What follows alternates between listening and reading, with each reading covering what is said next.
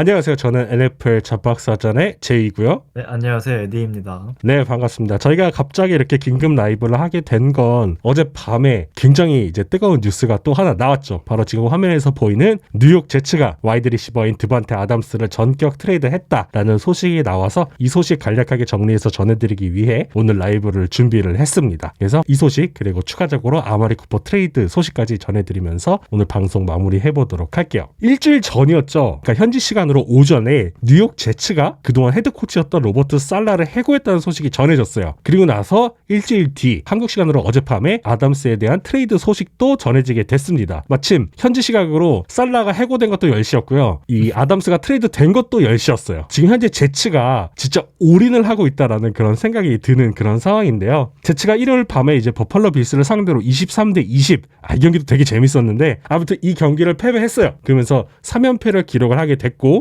살라가 지휘했을 때보다 경기가 더 나아지지 않을까라고 생각을 했지만 사실 어떻게 보면은 경기 내적으로 같은 실수가 많이 반복됐던 그런 경기가 펼쳐졌어요. 제츠는 현재 2승 4패를 기록을 하고 있고요. 로저스가 선발로 나섰을 때 처음으로 6경기에서 패배가 더 많은 성적을 현재 기록을 하고 있습니다. 레이더스와 뉴욕 제츠가 결국에는 드반테 아담스라고 하는 슈퍼 리시버를 트레이드하는데 합의를 했고 지금 현재 뉴욕 제츠는 에런 로저스 중심으로 팀을 운영하겠다라는 그런 선언을 했다라고 판단이 되고 있습니다. 로저스 같은 경우에 지금 40이죠. 나이가 굉장히 많아요. 드반테 아담스랑 그린베이 패커스에서 굉장히 좋은 호흡 그리고 결과를 보여줬죠. 8년 동안 아담스랑 합을 맞췄는데 622 리셉션, 7590 리시빙 야드 그리고 108경기에서 69개의 터치다운을 기록을 했다고 합니다. 그래서 2016년부터 2021년까지 쿼터백 리시버 듀오 중에 가장 많은 컴플리션, 야드, 터치다운을 기록을 했다고 지금 전해지고 있는데요. 진짜 드반테 아담스가 지금 현재 더 이상 리그 최고의 리시버로 평가가 되는 것은 분명히 아니지만 그럼에도 불구하고 에런 로저스와 만나면서 더 예전과 같은 어떤 화려함을 다시 한 번 더 재현할 수 있지 않을까라는 기대를 굉장히 많이 받고 있는 그런 상황입니다. 지금 화면에서 보이시는 것처럼 제츠 오펜스가 완성이 됐죠.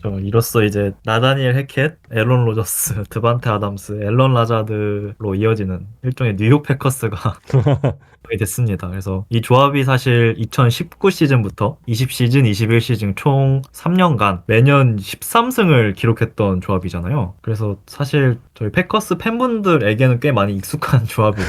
뭐 이제 새롭게 다시 좀 만나게 됐는데 물론 이제 13승까지는 할 수 있을지 모르겠지만 결국은 그때 그 포텐을 기대하고 다시 이 익숙한 조합을 만들어준 게 아닌가 싶어요. 이 드반테 아담스가 레이더스에 갈 때까지만 해도 당시에는 데리카라는 쿼터백이 있었죠. 그래서 카와 함께 아담스는 플레이오프도 나가고 좋은 성적을 낼 거라고 기대를 했을 거예요. 그런데 카는 팀을 떠났죠. 그리고 레이더스는 계속 침체를 했어요. 그래서 아담스는 이 위닝팀에 합류하고자 하는 희망을 갖고 있었다는 것을 분명히 언론에 밝히고 있었고 지난달 30일부터 아담스에 대한 트레이드 가능성이 계속 열렸어요. 그래서 어떻게 보면은 이게 조금 예상된 결과이기는 했던 것 같아요. 행선지가 굉장히 여러 개 있었으나 최종적으로는 뉴욕 제츠에 합류를 했고요. 샐러리에 대한 리워크가 오프시즌 동안 좀 진행될 가능성도 높다라고 하는 그런 예측도 굉장히 많이 나오고 있어요. 그래서 지금 현재 계약 상황을 일단 먼저 살펴보려고 하고 있습니다. 지금 현재 아담스의 연봉 내역은 다음과 같고요. 제츠는 이번 시즌에 그 아담스의 남은 연봉인 11.59 밀리언을 이제 지불을 하게 되는 그런 상황이에요. 현재까지 전해진 보도에 따르면 그 제츠는 아담스의 계약을 재구성해서 2024년도에 캡히트를 조금 낮춘 그런 상황이지만 사이닝 보너스를 통해서 아담스는 계속 이제 돈을 수령할 수 있는 그런 상황이 되었습니다. 1159만 달러의 연봉을 계약 조정을 통해서 이제 사이닝 보너스로 돌리면서 이번 시즌 제츠에 가해지는 그 캡히트는 이제 322만 달러까지 낮췄고요. 근데 이제 내년부터는 이제 2년간 매년 3,830만 달러라는 34살의 리시버에게 조금 주기 부담스러운 규모의 캡히트가 잡혀 있는 걸 확인할 수 있죠. 네, 이 부분은 써있다시피 3,625만 달러는 이제 비보장, 개런티가 되지 않는 금액이기 때문에 제츠는 뭐 일단 이번 시즌 굉장히 싸게 아담스를 쓰면서 뭐 내년 폼을 좀 다시 한번 재점검하지 않을까 싶고요. 이번 시즌 끝나고 다시 아담스를 킵할지 방출할지 결정 가능한 상황입니다. 그래서 뭐 아직 개인적으로 에런 로저스의 계약이 1년 더 남았기 때문에 1년 더 데려갈 가능성이 높다고 생각은 하는데, 그렇게 된다면 이제 내년에 또다시 계약 조정을 해야 되는 그런 상황이 오겠죠. 그래서 결론적으로 말씀드리면 일단 이번 시즌은 굉장히 싸게 쓸 수 있다, 이렇게 정리하면 될 것 같습니다. 그래서 화면에 보이는 것처럼 아담스의 캡의 대부분을 현재 지금 레이더스가 계속 감당을 해야 되기 때문에 데드캡이 굉장히 크게 잡혀있는 그런 상황이고요. 그럼에도 불구하고 레이더스는 작별을 하는 게 낫다라고 판단을 했기 때문에 이런 트레이드를 선택했다라고 사료가 되고 있습니다. 그런데 마냥 좋은 소식만 있는 건 분명 아니에요. 낙동강 오리알이 된 선수가 있어요. 아담스와 로저스 같은 경우에는 전성기만큼은 아니지만 그래도 제 생각에는 한 80%의 퍼포먼스만 보여줘도 분명히 굉장히 좋은 성적을 낼 거라고 이제 기대가 되고 있고요. 이들을 보조할 수 있는 뎁스 자원도 충분히 있다라는 그런 판단이 들고 있어요. 일요일 밤 경기 마지막 순간에 에런 로저스는 와이드 리시버인 마이크 윌리엄스를 향해 패스를 던졌는데 이게 결국 인터셉션을 당했죠. 제츠는 이제 윌슨을 지원하지 못한 그런 많은 리시버들이 있었던 2022년도, 2023년도 이후에 이 마이크 윌리엄스를 데려옴으로써 팀의 2번 리시버로 지금 활약을 하기를 굉장히 기대를 많이 했었는데, 그래서 15밀리언짜리 1년 계약을 체결을 했으나 실패로 끝났고 결국에는 아담스를 트레이드하면서 팀과 계속 가지 못하게 되는 그런 상황이 연출이 되고 말았습니다. 아담스 트레이드 소식 다음에 곧바로 마이크 윌리엄스가 다시 트레이드 블록에 올랐다는 뉴스가 또 전해졌습니다. 아담스 영입 효과는 사실 모두가 아실 것 같아요. 마이크 윌리엄스가 해주길 바랬던 그 게럿 윌슨에 집중된 타겟을 좀 분산시켜주는 효과가 가장 클 것 같고요. 현재 게럿 윌슨이 타겟이 지금 67회로 리그 전체 1위입니다. 그래서 팀이 전체 시도한 패스 대비해서 타겟 비율이 30.7%, 그래서 리그 전체 1위고요. 리그에서 그 어떤 리시버도 이 비율이 30%를 넘기는 선수가 없습니다. 그래서 윌슨만 유일하게 30%를 넘고 있고, 그 뜻은 그만큼 많은 타겟을 혼자 부담하고 있다라고 보고 있고요. 뭐 이를 당연히 아담스가 들어옴으로써 이걸 많이 분산시켜주고 그런 효과가 있겠죠. 그리고 무엇보다 지금 제치가 러싱 오펜스도 잘 안 풀리고 있잖아요. 그래서 이런 러싱 오펜스에도 분명히 박스에 선수를 줄여주는 효과를 통해서 간접적으로 영향도 있을 거라고 생각을 하고요. 사실 패커스 팬분들에게 굉장히 익숙한데, 이제 19시즌부터 21시즌까지 좀 굉장히 많이 나왔던 시나리오가 러싱 게임이 막혔을 시 이제 드반테 아담스에게 타겟이 몰빵되고 아담스가 이제 더블 커버를 받고 결국 앨런 로저스는 공이 던질 곳이 없는 그런 상황이 좀 굉장히 자주 나왔거든요. 근데 이제 제츠에는 아담스뿐만 아니라 게럿 윌슨이라는 선수까지 있기 때문에 패커스에서 흔하게 겪었던 그런 상황은 좀 적게 나오지 않을까, 그렇게 생각을 하고, 뭐 아담스와 윌슨이라면 뭐 리그 탑티어 리시버 듀오기 때문에 또 기대를 안 할 수가 없을 것 같아요. 제츠는 굉장히 좀 간절한 상황이었어요. 트레이드를 감행을 할 수밖에 없었고요. 제츠 입장에서는 조건부 3라운드를 레이더스에 제공하기로 합의가 되었습니다. 그런데 이제 조건에 따라서 이게 2라운드로 변경이 될 수 있는 그런 트레이드라고 할 수가 있고요. 제츠의 간절함이 진짜 드러났다라는 생각이 저는 계속 들더라고요. 우디 존슨 구단주가 재임 기간인 25년 동안 포스실에서 거둔 승리가 단 6번밖에 없었다고 해요. 그래서 현재도 굉장히 매우 힘든 상황임을 부정할 수가 없는데, 에런 로저스까지 진짜 각 작정을 하고 데려고 왔잖아요. 그래서 1, 2년 내에 슈퍼볼까지 근접하겠다, 뭐 이 정도의 의지가 강력하게 드러나는 그런 트레이드가 아니었나라는 생각을 하고 있어요. 우디 존슨에 대한 평가는 진짜 굉장히 많이 갈리는데, 일단 제 생각에는 우디 존슨은 이게 칭찬을 받을 만한지 아니면 비판을 받아야 할지 좀 판단하기 조금 어려운데, 제츠를 올바른 방향으로 되돌리기 위해서 굉장히 열심히 노력하고 있다. 결과가 현재까지 좋지는 않지만 노력은 하고 있다. 적어도 방관하고 있진 않다라는 그런 생각이 들긴 하더라고요. 그래서 이번 시즌 어느 정도 가능성을 만약에 보여준다면, 물론 지금 굉장히 힘든 상황이지만 그렇게 된다면 이 로저스의 계약이 있는 상황에서 더 많은 베테랑들을 다음 오프시즌 FA에서 데려올 수 있지 않을까. 그러면 이제 본격적으로 진짜 슈퍼볼 얘기를 할 수 있지 않을까라는 생각을 저는 하고 있습니다. 저도 제이님께서 말씀해주신 그 간절함이 드러났다는데 동의를 하고요. 지난주에 로버트 살라까지 해고한 마당에 이제는 정말 로저스밖에 믿을 데가 없잖아요, 우디 존슨이. 그래서 뭐 로저스에게 뭐 이번 시즌 물론 아마 내년까지 맡기게 될 텐데 2년간 진짜 할 수 있는 거 다 해봐라. 약간 이런 심산으로 모든 자원을 좀 몰아주는 것 같아요. 그래서 결국 이 팀의 주인공은 로저스가 돼야 된다라고 생각하고 있지 않나 싶고요. 이게 역사적으로 지금 2승 4패 팀이 플레이오프에 진출에 성공한 경우가 전체 224번 중에 24번이라고 하더라고요. 확률적으로 보면 10.7%거든요. 그래서 우디 존슨이 사실 뭐 10.7% 확률에 베팅했다라고 저는 보는데, 우디 존슨이 결국 이 오너에 앉은 후 25년간 지금까지 없었던 정말 최고의 로스터고 25년간 최고의 쿼터백이기 때문에 이런 결정을 할 수 있지 않았나 그런 생각을 하고요. 정말 뭐 올인이라고밖에 표현을 할 수 없을 것 같습니다. 에런 로저스 그리고 이제 아담스는 화요일에 팻 맥카피 쇼에 출연을 해서 트레이드에 대한 그런 소감을 밝혔는데, 아담스는 햄스트링 부상으로 인해서 시즌 초에 출전을 하다가 몇 경기 출전을 못했죠. 근데 지금 현재는 몸이 준비가 돼서 출전 준비를 완료했다라는 그런 소식을 전했고요. 몇 가지 제치의 오펜스에서 새로운 변화가 있긴 했지만 대부분은 패커스 시절과 같은 그런 용어를 많이 선택을 하고 있어서 뭐 충분히 다시 시작할 수 있을 거다라는 그런 자신감을 보여주기도 했어요. 아담스는 6슈차까지 게럿 윌슨, 앨런 라자드 그리고 러닝백인 브리스 홀까지 200야드 이상 리시버가 3명이 있는 그런 공격에 합류를 하고 있고요. 제츠는 현재 지금 3연패를 끝내기 위해 7주차 피츠버그 스틸러스를 원정 경기를 만나게 되고요. 근데 역사적으로 와일드카드 자리가 새로 추가된 2020년 이후에 9승 미만의 팀이 플레이오프에 진출한 적이 없었거든요. 근데 지금 제츠는 이제 9승 8패를 어떻게든 달성해야 되는 그런 상황인데 11경기 중에 최소 그러니까 7경기를 이겨야 되는 그런 상황이 된 거죠. 만약에 2승 5패가 되면은 절망적이게 될 거다라고 생각이 되고 있고요. 그래도 저는 아담스의 트레이드가 분명히 이제 가져올 시너지가 있긴 있을 거라고 저는 생각을 하고 있어요. 혹자는 이게 좀 다소 아쉬운 트레이드다라고 이야기를 하기도 하는데, 레이더스도 레이더스 입장에서 받을 수 있는 거 최대한 땡겼다고 생각을 하고, 제치 입장에서도 저 최고의 결과를 이번 트레이드에서 만들어냈다고 생각을 해요. 그래서 레이더스 입장에서는 구단 내부 관계자들이 아담스의 트레이드 가치를 이미 최대한 받을 수 있는 게 3라운드다라고 생각을 했다고 하더라고요. 그래도 만약에 활약에 따라서 이걸 2라운드까지 올릴 수가 있으니까 뭐 양측 다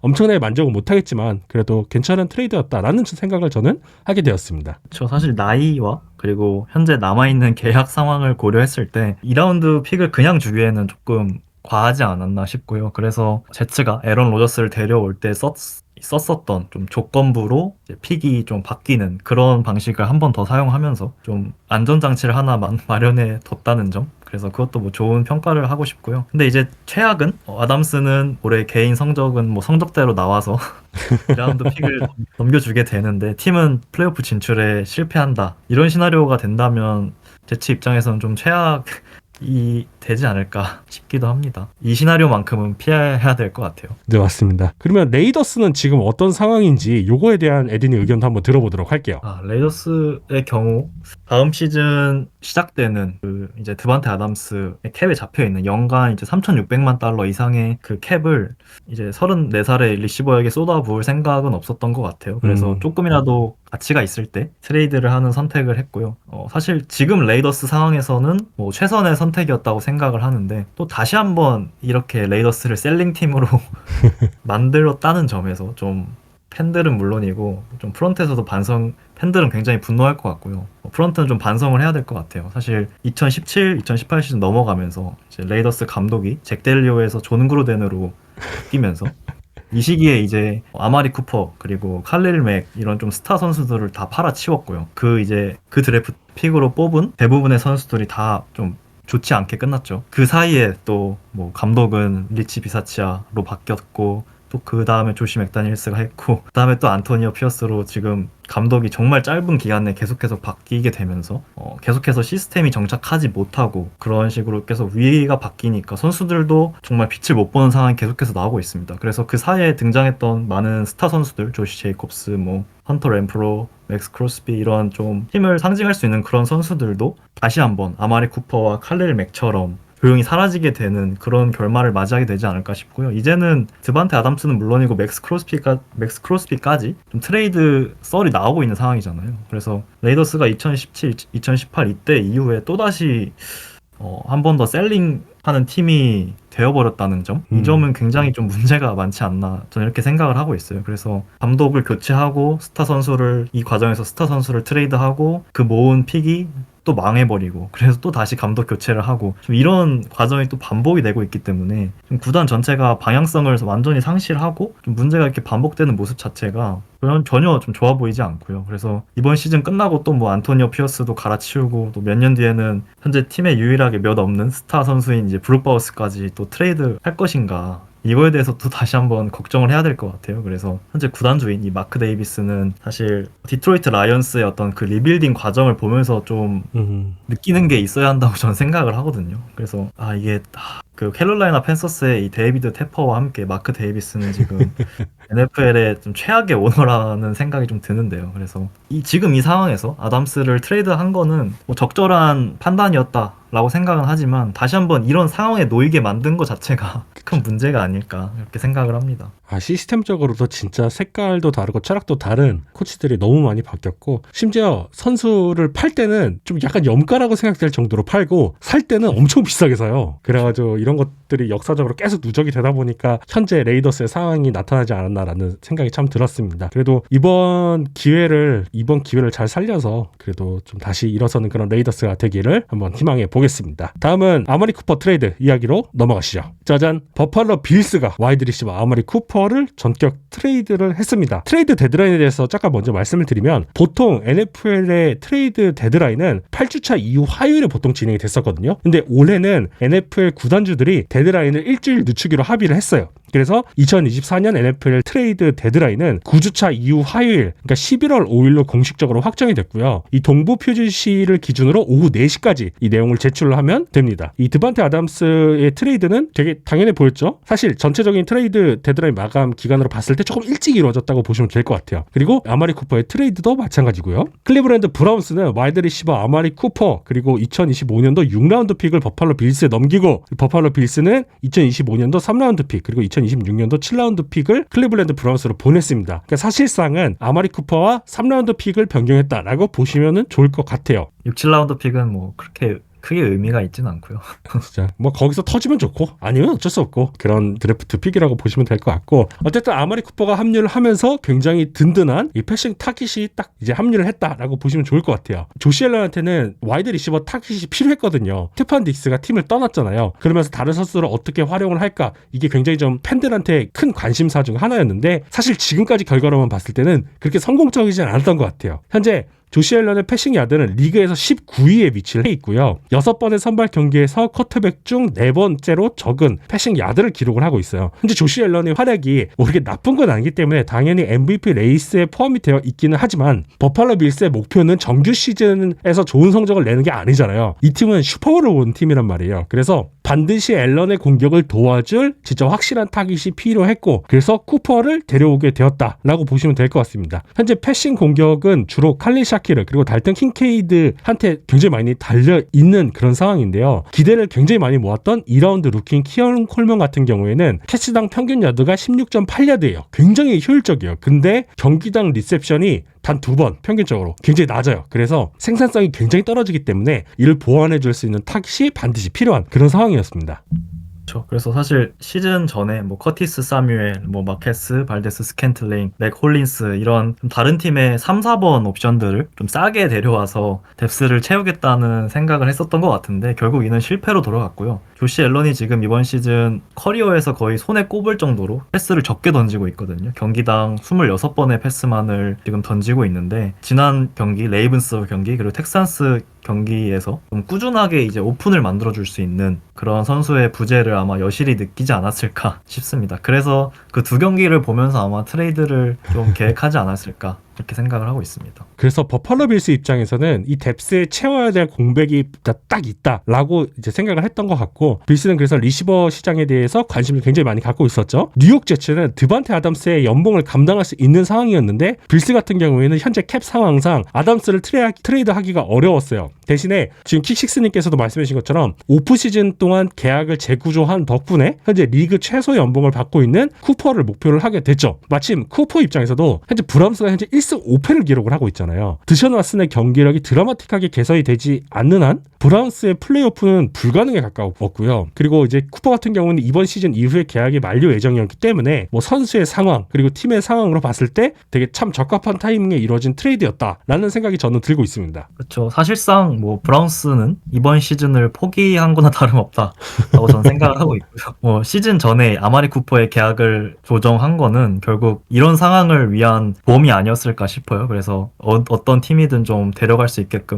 쉽게끔 그런 계약 조정을 미리 해놨기 때문에 이렇게 쉽게 트레이드할 수 있었던 것 같고, 사실 이미 드션 왓슨 때문에 내후년에 캡 자체가 굉장히 빡빡한 상황 속에서 그나마 미래를 챙길 수밖에 없는 상황. 그래서 계약이 반년 조금 넘게 남은 리시버를 두고 3라운드 픽을 받아왔다라는 점에서는 브라운스가 그나마 좀 정신을 차린 점이 아닌가, 긍정적으로 평가할 수 있는 요소가 아닌가 그렇게 생각을 합니다. 진짜 그 중에서 그나마 긍정적인 부분을 꼽아주셨는데, 사실 진짜 브라운스가 절망적이에요. 닉첩도 시즌 초반에 부상 때문에 경기를 계속 못 나오고 있었거든요. 그래서 유일하게 팀에서 빛났던 존재가 바로 이 아마리 쿠퍼였는데 이 선수를 결국 트레이드 했다는 거죠. 쿠퍼가 이제 30세가 됐지만 엘리트 쿼터백과 호흡을 맞출 플레이메이커로서는 여전히 유효하다라는 생각을 저는 하고 있어요. 이 10번째 시즌을 맞기 때문에 프라임 타임이라고 판단하기 좀 어려울 수 있지만, 쿠퍼가 그간 놓여 있었던 환경을 고려해 본다면 저는 감히 새로운 전성기를 맞을 수도 있다라고 생각을 하고 있어요. 저는 앨런의 플레이 스타일에도 굉장히 이상적이라고 생각을 하는데, 쿠퍼가 라인 오브 스크리미지에서 초반에 이제 무빙을 통해서 세퍼레이션 만드는 거 보면 진짜 예술적이거든요. 진짜 세련된 라우트 러너이고요. 쿼터백의 즉흥적인 플레이에 호응해줄 수 있는 그런 노련함까지 갖춘 선수라고 보시면 좋을 것 같아요. 그리고 빌스는 현재 팀의 에어야드가 26%가 넘는 그런 타깃이 없어요. 1번이라고 불리우는 뭐 칼리 샤키르도 아니고 달튼 키케이드도 그 정도로 많은 타깃을 받지 못했어요.